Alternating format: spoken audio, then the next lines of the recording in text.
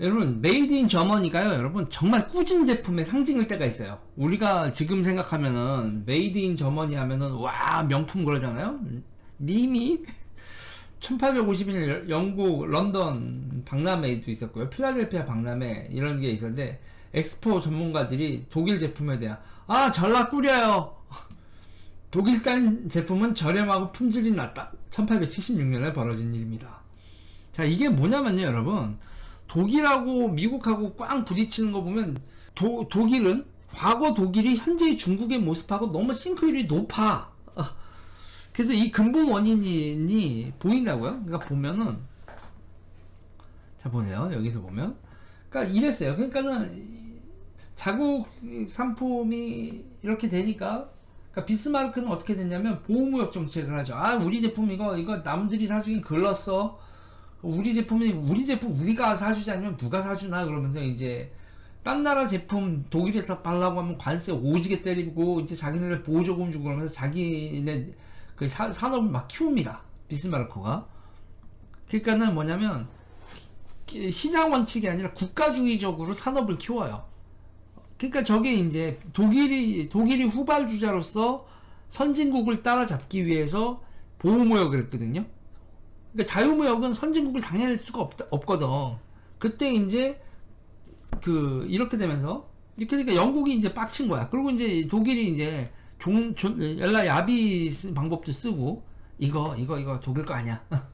그러니까는 독일이 독일 거 아닌 척하고 막 물건을 팔고 그러니까 영국이 일명 메이드 인 잉글랜드가 이제 생기는 거야. 1887년 영국이 상품 표기법을 제정해서 해외 상품의 생산지를 영국 제품으로 속여 영국 유럽 시장에 파는 것을 방지한다. 자국민들에게 국가에서 그러니까 야 독일 애들 저희 양아치 새끼들 가면서 생산 제품들 구해을 야 독일 거 사지 마. 영국산 제품 써. 독일 거 사지 말고 독일 저 양아치 새끼들이 짝퉁 만든다. 그러니까 쉽게 생각하면 독일이 짝퉁 만들어서 만든 법이에요. 영국이 1880년 영국이 상품 표기법을 제정한다. 이렇게 되는 겁니다. 자, 여기서 보세요. 그 다음에 득없는 전쟁 2차 세계대전 이렇게 됩니다. 이렇게 되면서 이제 독일이 오지게 크면서 이제 자동차 산업이나 이런 거 제가 적기조례 같은 거 얘기하지만 영국이 개삽질푸잖아요. 적기조례 같은 거 만들고 뭐 하다가 그러니까 독일이 정말 이렇게 자기네들이 꾸리꾸리한데 아씨 이거 면직물 같은 거나 이거 그거 뭐야 영국한테 상품 경쟁력이 안 된다. 그러니까 아직 영국이 안 했는데 지금 새로운 거는 우리가 치고 나가자. 그러면서 중화학공업이죠. 중화학공업, 중공업. 그러니까 면직공업이나 이런 소비재 이런 거는 그냥 건너뛰고 그냥 바로 중화학공업으로 때려가는 거야. 자동차, 선박, 철강 이런 거는 에라. 이거는 영국 애들도 지금 시작하는 거다. 우리가 먼저 조지자. 그래서 그 철강하고 중화학공업에서 독일이 치고 나가 버리는 거야.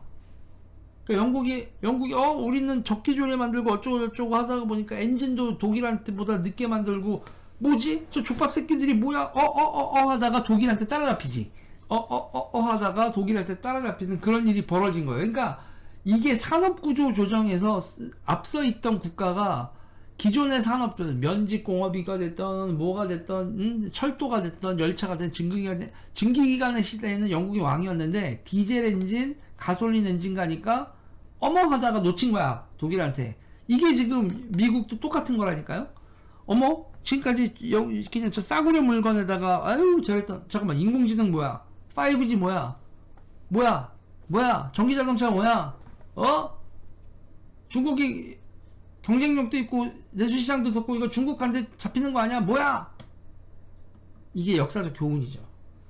그러니까 이게 독일이 이렇게 그 국가 정책으로 자유시장 경제고 나발이고 간에 우리 사업합의하면서 이제 일명 국가자본주의라고 하죠. 국가자본주의 형태로 영국을 잡았던 형태. 지금이 중국이 국가자본주의로 미국을 잡는 거.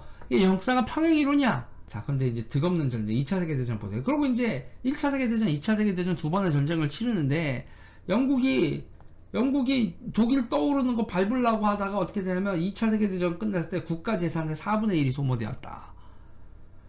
미국의 무기 대여법이 통과될 때까지 영국은 항공기와 함선 등을 그러니까 완전히 나라가 거덜났어요, 영국이. 독일은요 4개로 쪼개지고 미국의 산업시설 해체 이렇게 되죠. 소련은 4천만 명이 죽습니다 여러분. 870만 명이 전투 죽 사망하고 굶어 죽고 뭐하고 전염병 들고 어쩌고저쩌고 해서 소련은 여러분 4천만 명이 죽어요. 그러니까 여기서 뭐냐면 영국하고 독일하고 막 둘이 치고받고 싸우고 있는데 어머 개꿀하고 미국이 밖에서 이렇게 컸지. 영국하고 독일하고 하는 동안 여기 이 대륙을 이렇게 석권을 하고요. 그리고 이제 브레튼 체제 이거는 이제 제가 자주 설명하니까 넘어갈게요. 요거는. 근데 여기서 보세요. 그러니까 이 역사에서 보면 이 패턴 보세요. 1581년부터 어디가 잘 나가요? 여기 명나라 때지. 이때만 해도 명나라. 이게 명나라가 여러분 19세기 중반까지만 해도 명나라 청나라가 제일 부자였어. 그러니까 여기 돈의 패턴 보면 여기 남아공에서 금이 유럽으로 가고 포토시가 이 은광도 유럽으로 가고 이화미 은광도 은이랑 은은 다 유럽으로 향했다고. 그러니까 명청이 대항해 시대를 거치면서 다 이렇게 유럽으로 화폐가 은하고 금이 다 향했는데 1, 2차 세계대전 거치면서 미국으로 전부 다 이전을 한 거죠. 그래서 마켓 USA 이거면서 여기서 보면 온전한 생산지 표시에서 오는 품질을 신용, 그러니까 메이드 인 USA, 뭐 메이드 인 코리아 이렇게 되는. 자, 어디서 만든 제품은 믿을만하다 이런 거 하면서 이 미국이 시장을 개방해 주면서 야 니네 우리한테 물건 갖다 팔면 달러 주지 이러면서 이제 마켓 USA는 국제주의 질서가 이렇게 형성이 되죠. 그래서 제1세계, 제2세계, 제3세계 이렇게 되는데 여기서 이탈한 나라 쿠바가 미국 편에 있다가 사회주의 제2세계로 넘어간 나라, 이디오피아가 또 제1세계에 있다가 우리나라한테 파병하고 말했잖아요. 그러다 제2세계로 간 나라. 그리고 이라크도 는 제1세계에서 제3세계 이란, 이라크, 파푸아뉴기니 정도가 이제 미국 영향력에 있어서 이탈한 나라들이 한 5개 정도 되는데 그 중에서 제일 상징적인 건 쿠바하고 이란이겠죠. 그리고 이제 이집트 같은 경우에는 어머 우리 이제 연락 고생인데 미국한테 붙으면 잘 살 것 같아 하는 게 이집트하고 칠레가 미국 CIA 공작이라고 하죠. 이제 미국으로 붙은 나라 한 2개 정도 되고 미국으로부터 이탈한 나라가 한 5개 정도 됐었다. 근데 이탈한 나라들 다 개꼴났죠. 이렇습니다. 그리고 이제 이게 지금 그러면서 지금 우리나라하고 미국의 관계를 보면 여기 여러분 부가가치 이렇게 보면 이런 게 나와요. 업스트림이라고 하죠. 옛날엔 여러분 조립 가공이 부가가치가 제일 많이 남았어요. 20세 옛날도 아니에요. 지금도 아직도 그런 경향인데 20세기 산업들 자동차 산업 보세요. 자동차 산업도 지금 현대자동차를 봐도 그렇고 원자재 이렇게 1차 밴드, 2차 전지 이렇게 하면서 이게 조립 가공이 이제 제일 마진이 많이 남는 거였었는데 옛날엔 기획이 이제 꽝이었지. 그런데 지금은 이게 이렇게 조립 가공이 이제 그 부가가치가 정말 뚝 떨어져가지고 저기 이제 그 해외에서 조립 가공 하잖아요. 그러면서 기획, 디자인 하는 거, 이 R&D 디자인 이쪽이 이제 그게 높고요. 그리고 사후 서비스도 마케팅 이런 데가 이제 부가가치가 높다. 그래서 이제 업스트림, 다운스트림 하면서 가치 사슬 단계에서 이렇게 얘기하면서 부가가치의 재편 20세기와 21세기에는 1이 다르다. 이렇게 되면서 이렇게 되는데 우리는 이제 프로덕트 물건 여기다 팔고 우리나라하고 미국하고의 관계 보면 우리는 제품을 팔고 리소스를 세계에서 구하죠. 미국 같은 경우에는 뭐 음식하고 뭐 이런 걸 공급하고 달러 자체를 공급하죠 세계에. 그리고 미국이 이렇게 할 수 있는 거는 전 세계 바다를 장악하고 2함대, 3함대, 4함대, 5함대, 6함대, 7함대 이렇게 해서 미국의 함대들이 전 세계를 장악을 하는 이 비용이죠. 이렇게 돼 있죠. 에너지 전쟁 뭐 이렇게 되는데 문제는 이 세계 질서상에서 가장 중요한 건 부가가치가 높은 산업을 장악한 나라가 패권국이라고요.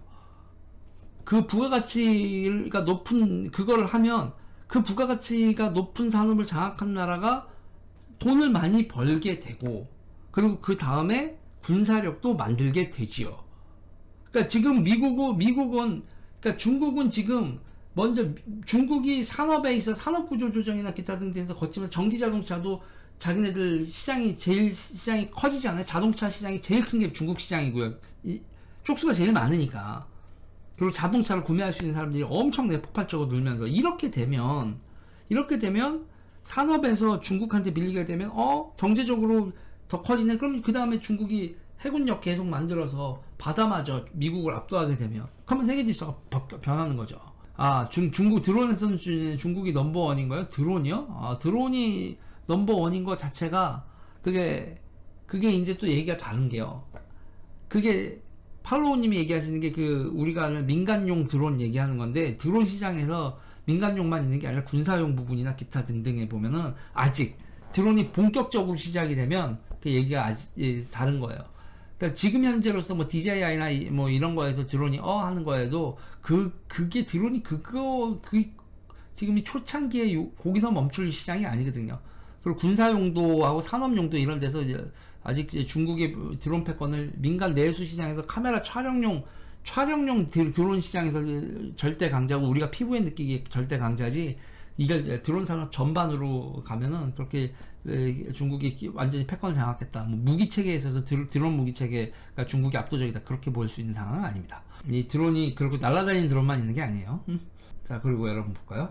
근대화 이전에 뭐 그래서 이게 결국은 또 에너지를 쓰는 방법 보면, 여러분 에너지가 생산할 때 에너지가 여러분 인간 노동력이었어요. 그래서 인간 노동력의 기본에서 여러분 다 했어요. 그러니까 이게 중세 요런 윈드밀 같은 거 나오고 하다가 이제 워터 그러면서 이제 동력 자체가, 에너지가 인간과 가축의 노동력에서 이 스팀 엔진으로 변하고, 그리고 여러분 이 에너지 주격이요 결국은 이렇게 지금 석유 연료 요거로 바뀌는 거. 결국은 뭐냐면 에너지 축의 전환이 되면 무슨 되냐면요, 그 에너지라는 건 리소스에서 나오잖아요. 인간 노동력이 밥 먹고 노동하는 거지만, 이 인간 노동력에 의한 경제가 넘어서고 난 다음에 그 에너지의 리소스, 그게 여러분 석탄, 석유. 그러면 그 석탄과 석유 에너지를 확보하기 위해서 전쟁을 또 하는 거죠. 그런데 지금 미국 같은 경우에는 석유를 뭐 쉐일이나 이런 거로 쉐일 혁명이라고 하는 게 에너지 자립을 하는 나라가 돼버리니까 해외에 대해서 신경 써야 돼, 이런 문제가 생긴다는 것도 있고, 지금 여기서 또 하나 에너지 전환, 환경 문제 때문에 에너지 전환을 해야 된다라는 얘기가 계속 나오는 거 아니에요. 그러면서 이 에너지 전환에서 전기 자동차 같은 거나 뭐 풍력이나 태양광 이런 얘기 나오면서 에너지 전환에서도 중국은 전기 위주로 전기 에너지를 중심으로 구축하려고 하고, 미국은 석유 에너지를 구축으로 에너지 소비 방식을 두 문명이 다르니까 이거 가지고도 지금 충돌이 또 나죠. 보경님 감사합니다. 그래서 이제 특히 이제 에너지에 있어서 석유의 전성 시대가 지금 우리가 알고 있던 시대는 석유의 시대죠. 이 석유 같은 경우 전쟁에서 아랍하고 이스라엘 전쟁 1973년 뭐 이런 거, 회교도 79년, 그 트루먼 독터린 뭐 쭉 나오는데, 여기서 보면 석유가 여러분 세계 에너지원이 된 다음에는 여기 이제 전략지가 이렇게 돼요. 결국 석유를 쓰는 데는 미국이나 유럽은 지네한테 석유 끌어오는 게 결국 목표고, 석유 끌어오는데 문제가 되는 게 여기 보스포러스 해협, 그리고 페르시아만, 여기 수에즈운하, 그리고 바르엘만데브 해협, 그리고 말라카, 그리고 남중국해, 그리고 여기 파나마, 요 지대만 이렇게 관리를 하면 석유를 지네가 확보하는데 문제가 없거든요. 카스피해, 페르시아만, 여기 남중국해에서 자기 자체 내에서 석유도 있지만 필요한 수입하는 요 일대, 그러니까 요 일대에 계속 정치적인 개입을 하는 거죠.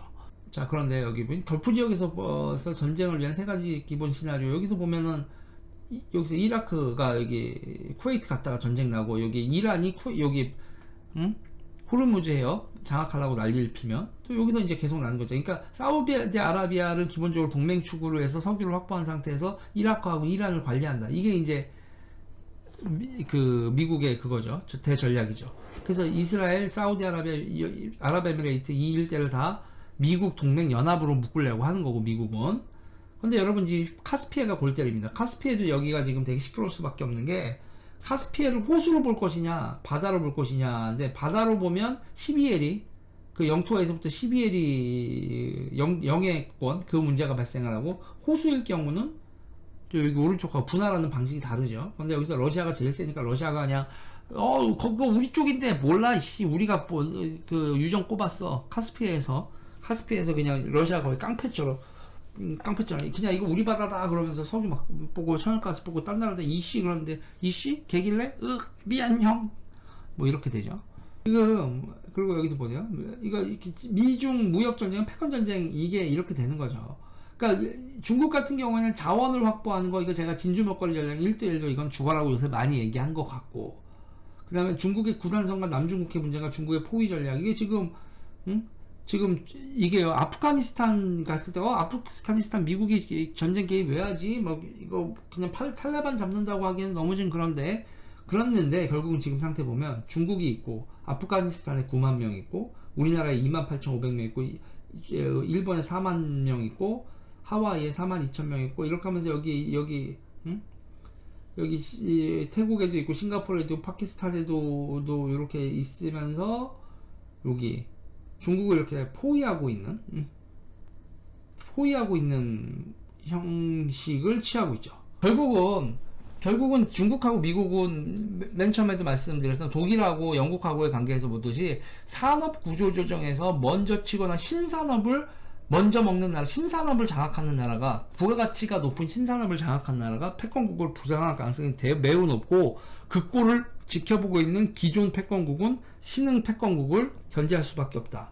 그러니까 미국이 항상 기술 패권이나 기타 등등에서 다 우리가 장악하고 있지 그랬는데, 중국이 얼레벌레 따라잡는데, 지금 미국 입장에서 제일 화가 나는 건 인공지능이 됐던 뭐 전기자동차가 뭐가 됐던, 미국의 주장에 의하면 중국이 너무 많은 그 양아치 짓을 통해서, 그러니까 해킹, 뭐 기업 인수, 뭐 합병, 뭐 그런 산업 스파이, 그리고 그런 식으로 하면, 기업 간에 하면 안 되는 그런 걸로, 그리고 뭐 국가 보조금 이런 걸로 해서 어뷰징을 하고 있다고 하죠.